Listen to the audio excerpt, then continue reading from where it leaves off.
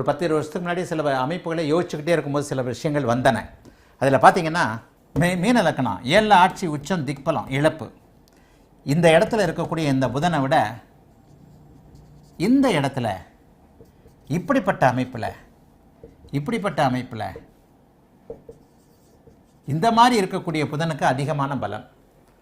புதன் இந்த இடத்துல திக்பலத்தை இழந்திருக்கிறார், ஆட்சி உச்சத்தை அடைந்திருக்கிறார். ஆனால் ஜோதிடத்தில் உள்ள ஒரு முரண், ஜோதிடத்தை எவ்வாறு புரிந்து கொள்வது, இந்த இடத்துல தான் நான் சில கட்டுரைகளில் 100 மார்க் இந்த அமைப்புனா 120 மார்க், நீச்சபங்க ராஜயோகம் என்பதற்கு 120 மார்க்னு ஒரு வித்தியாசமான ஒரு விளக்கத்தை சொன்னேன். 100க்கு 100 என்பது இயல்பாக ஏற்றுக்கொள்ளக்கூடியது, மாணவர்களுக்கு ஆசான்கள் போடக்கூடியது. ஆனால் 100க்கு 100 வாங்கக்கூடிய ஒரு மாணவனை 120 போட்டால், 100க்கு 120 போட்டால் எப்படி அது முரண்பாடோ அது மாதிரியான ஒரு முரண்பாட்டு தன்மை இந்த நீச்சபங்க ராஜயோகத்திற்கு உண்டு. இந்த நீச்சபங்க ராஜயோகம் என்பது இதே மீன லக்கணத்திற்கு 7ல் புதன் உச்சமாக இருந்து கொடுப்பதை விட லக்னத்தில் புதன் நீச்சமாக இருக்கும் பொழுது அங்கே அவர் திக்பலத்தை அடைகிறார். சுக்கிரனோடு இருக்கும்போது சுபத்துவத்தை அடைகிறார்.